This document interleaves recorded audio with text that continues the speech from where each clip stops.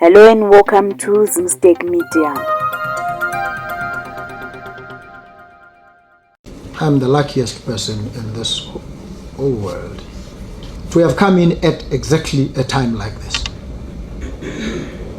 At a time of crisis, meltdown, everything going haywire, and you walk in at exactly that point where the prospects of success are almost nil. That's the best time to step into the fray, and I think I'm the luckiest in that regard. Because throughout your life you must believe you are worth something, that you are smart,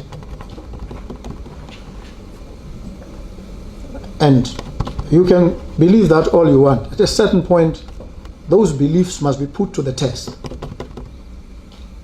And there's no better test for my own personal worth and mettle than the circumstances that I have to deal with for the country at this point of time. So I need to prove to myself, not to anybody else, I need to say to myself, did I go to Harvard to come back daft? Or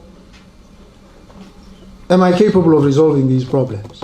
I need to find solutions. I need to think, and think creatively. For more stories, please do like and subscribe.